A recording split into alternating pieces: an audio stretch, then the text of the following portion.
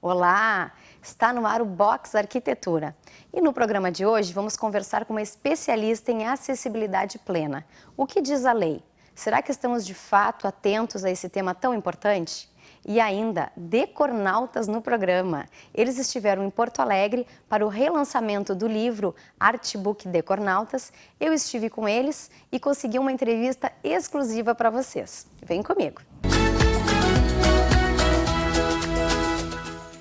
Muito bem-vinda, então, Liane. Eu vou apresentar minha convidada de hoje, Liane Lauter Etcheverry, que é arquiteta urbanista, pós-graduada em arquitetura de interiores e tem especialização em acessibilidade plena. É isso, Liane? É isso. Obrigada, Mayra. É uma honra estar aqui. E eu obrigada. Comecei a minha vida como arquiteta faz tempo e já durante a faculdade me chamou a atenção a acessibilidade. E naquela época se fazia projeto de conclusão, não sei se hoje ainda falam em TCC. TCC. Então, lá na minha época eu fiz uma escola para crianças com deficiência. Eu fiz muita pesquisa, era uma época que não tinha norma, não tinha legislação. Eu fui até Brasília pesquisar no Hospital Sara, que era assim o que tinha de referência em acessibilidade. E desde aquilo, então, eu fui tomando gosto. Em 98 eu fiz um curso de acessibilidade que a Prefeitura de Porto Alegre ofereceu, me convidou, e depois em 2016 eu fiz um curso de atualização em acessibilidade, porque as normas mudam muito. Em 2015 houve a norma, a NBR 9050, ela sofreu uma alteração muito grande, principalmente no que diz respeito à sinalização tátil, que então as pessoas se deram conta que tinha muitos cegos, muitas pessoas com baixa visão. E desde aquilo eu trabalho arduamente. Eu imagino. Foi natural, então, Liane, esse interesse pelo assunto em acessibilidade Sim. plena. E como a legislação está mais severa e exigente, a legislação diz o quê e as normas dizem como fazer acessibilidade. Então, está havendo uma demanda, uma exigência de mercado em tornar o ambiente acessível. O ambiente tem que se adaptar à pessoa e não o contrário. O ambiente tem que ser um ambiente livre de barreiras arquitetônicas para receber todas as pessoas. Quando eu falo todas, eu incluo assim, os bebês, as crianças nos seus carrinhos, as pessoas com alguma deficiência física ou visual e principalmente os idosos, que a nossa população está envelhecendo muito, cada vez mais, tem mais condições de saúde, e então é um público bem especial hoje nas nossas casas, nas nossas ruas, em todos os locais. Mas, Liane, mesmo com toda essa legislação, a gente ainda vê muitos poucos prédios com essa conscientização, né? Com esse uso da acessibilidade plena aplicada. Por que isso? Pois é. Eu digo sempre que a responsabilidade pelo espaço construído é do arquiteto. Então, falta um pouco de conscientização por parte dos arquitetos, do poder público, dos empresários, dos empreendedores, de fazer uma arquitetura que todas as pessoas possam circular com segurança, com autonomia e com liberdade, com conforto, que ela não tenha nenhum tipo de barreira ou perigo e que tenha sinalização para as pessoas eu nem falo só dos cegos, eu falo principalmente do idoso que tem baixa visão. Sim, em geral, né? Em geral. Porque mesmo, eu entendo que deve existir uma demanda absurda, né, em relação a essa fiscalização dos prédios mais antigos, né, os prédios que não atendem essa necessidade, mas e dos projetos novos? Pois então, os projetos novos, cada vez mais estão simplificando um projeto para ser aprovado na prefeitura. Assim como exigem o PPCI, que é de incêndio, não tem nenhum projeto que exija acessibilidade. Na hora que o profissional responsável pelo seu projeto bota lá na RRT que sim, está dentro de todas as normas, ele teria que saber acessibilidade. Sim. Ele teria que contemplar o prédio dele com acessibilidade, mas muitas vezes eles não sabem, não tem fiscalização. Mas não tem fiscalização nem na etapa do projeto? Não, nem na etapa do projeto. Porque quando a gente vai, tem as duas etapas, né? Tem a etapa do projeto, de aprovação, e depois a etapa de liberação para uso daquele espaço, um espaço comercial, né? Existe uma fiscalização no momento, por exemplo, dos bombeiros, né? Dos bombeiros. E aí da prefeitura não tem a fiscalização Não. de acessibilidade. Por exemplo, se for um comércio, tipo um shopping center, ele não vai criar uma barreira porque ele não vai ter o cliente. Claro. Então ele já vai se resguardar. Se ele colocar um piso derrapante e alguém cair, vai dar um problema. Então ele já se resguarda. Mas ao mesmo tempo, se tu entrar numa sala de cinema, tu vai ver que algumas salas já têm o espaço do cadeirante lá na frente. Sim. Ele tem autonomia? Ele tem liberdade de escolha? Não, eu não quero ficar aqui na frente assim. Sim, já determinaram que aquele é o lugar do Então cadeirante. agora a norma já exige locais distribuídos na sala. Na hora que tu fizer o projeto estrutural, tu tem que ter isso em mente. Porque depois fazer rampa, fazer não sei o que é complicado. Sim, então, tu consertar, né? Exato. Então, tu tem que criar artifícios e entradas que possibilite que ele possa ficar, se ele quiser, no meio da plateia, do público.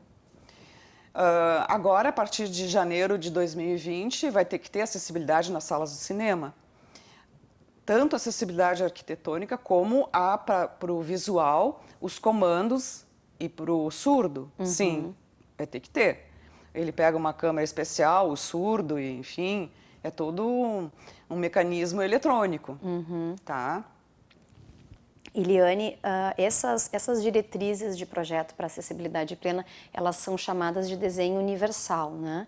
Como é que isso está sendo abordado nas universidades? Como é que o arquiteto sai da faculdade? Pois então, tinha que ter melhorado muito isso, né? Tinha que ter uma cadeira específica sobre o assunto. Eu dei uma pesquisada. Em algumas faculdades existe uma cadeira de acessibilidade arquitetônica optativa. Imagina. Assim, grade curricular com acessibilidade, não. E claro que tem professores arquitetos que têm essa conscientização e exige, quando o aluno faz um projeto de arquitetura, dependendo da tipologia, sim, vamos botar acessibilidade. Ou uma escola para criança que tenha que ter acessibilidade. Mas depende mais da conscientização do professor do que da grade curricular do ensino.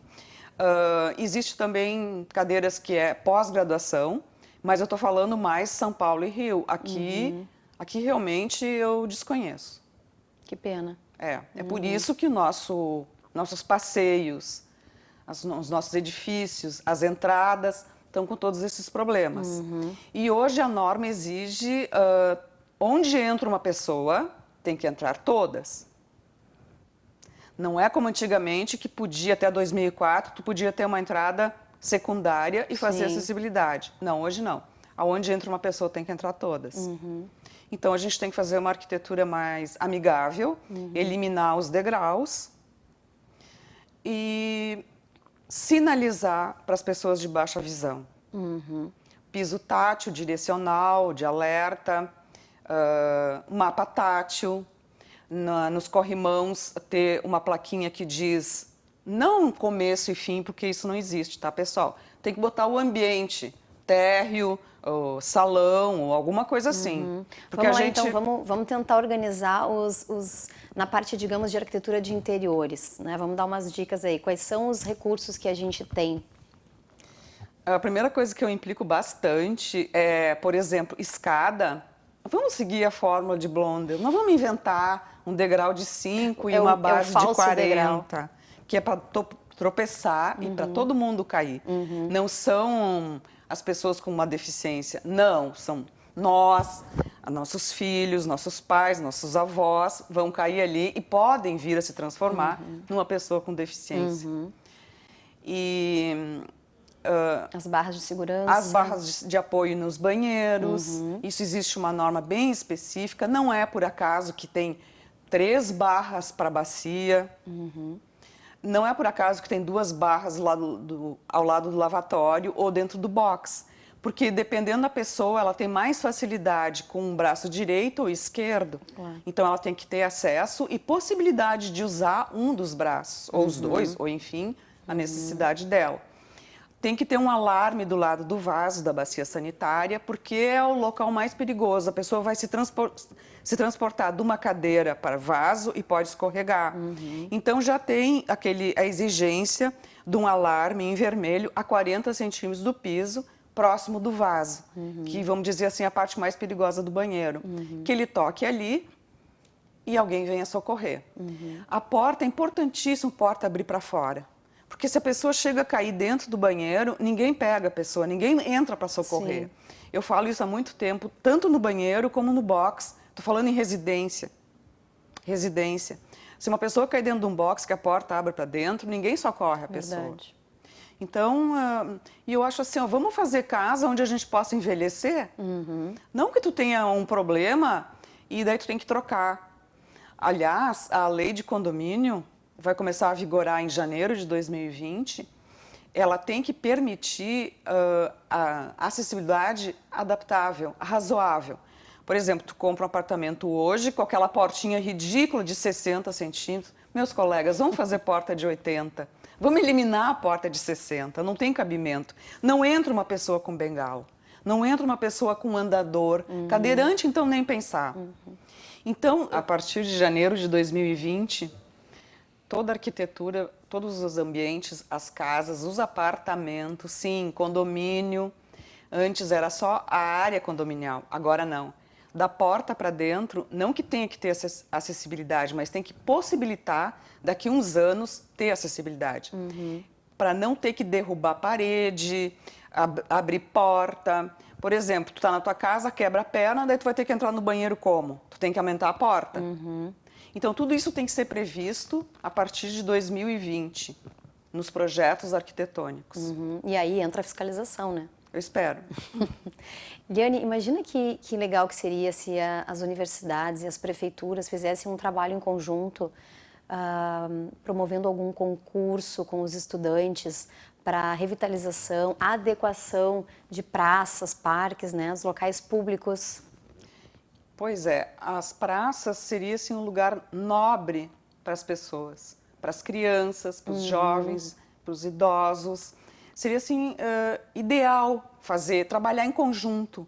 A prefeitura, os arquitetos de algumas associações e principalmente os estudantes, claro, para eles irem aprendendo como é que se faz um espaço público com segurança. Seria um incentivo. Um incentivo e um aprendizado para todo mundo. Exatamente. Poderiam, inclusive, entrevistar pessoas que frequentam as praças ou, enfim, os shoppings e fazer um levantamento do que está ruim, do que está perigoso, o que não está agradável para uma pessoa circular. Porque não tem nada na legislação hoje que dificulte, né, Ao contrário. a implementação. Exatamente. A legislação exige. Bom, a gente tem muito assunto, Liane. Eu vou te convidar para um próximo programa para a gente continuar falando. Eu quero te agradecer muito pelo teu tempo com a gente, por compartilhar tanta informação bacana. E a gente vai para um rápido comercial e voltamos já já.